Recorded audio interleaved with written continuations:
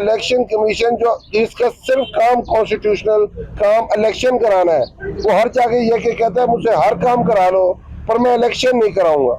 और उसको मुंशी कहने पे फवाद चौधरी को उठा लिया गया, शेख रशीद को बिलावल भुट्टो की तौहीन करने पे उठा लिया गया कि पाकिस्तान में दहशतगर्दी रह क्या गई है कि आप जो ये होली कॉज हैं इनके बारे में अगर कोई बात करेंगे तो आपका कोई हक नहीं है कि आप पाकिस्तानी कहलाए जा सकें। 3 चीजें लिखी हुई आइन के अंदर। आइन के अंदर ये है कि अगर एक गवर्नमेंट अपनी खुद कहती है कि मैं ये वाली फलां सूबाई हुकूमत नहीं चलाना चाहती और इसको खत्म कर दिया जाए, तो 105 के तहत 2 इख्तियारात हैं गवर्नर के पास।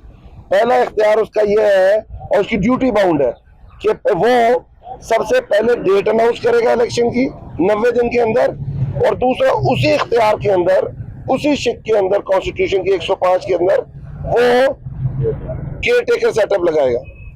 अब उन्होंने उसी सेटअप के अंदर, उसी शिक के तहत केयर टेकर सेटअप लगा दिया पर डेट नहीं दी। फिर हाईकोर्ट चले गए हम। हाईकोर्ट ने कहा ये काम इलेक्शन कमीशन का है, इलेक्शन कमीशन का गवर्नर के साथ बैठे और उससे मुशावरत करे और डेट दे। जब उन्होंने मुशावरत की तो वो कहते हैं मैंने एक गवर्नर साहब कहते हैं मैंने असेंबली तोड़ी नहीं तो इसलिए मैं डेट नहीं दे सकता। दूसरे कहते हैं मेरे सूबे के अंदर हालात ऐसे नहीं है इसलिए नहीं डेट दे सकता, क्योंकि हालात उस वक्त तक अच्छे नहीं हो सकते जब तक ये पीडीएम को टोला जीते ना, वरना पाकिस्तान के हालात ऐसे ही रहेंगे।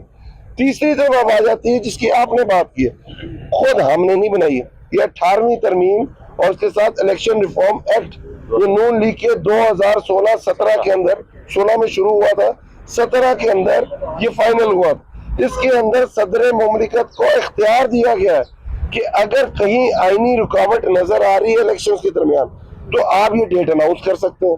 पर हमें आप बात जो कर रहे हैं कि इनका कोई इरादा नहीं है इलेक्शन कराने का, ये आखिर में केस सुप्रीम कोर्ट ही जाएगा। इलेक्शन कमीशन ने ये बात नहीं माननी।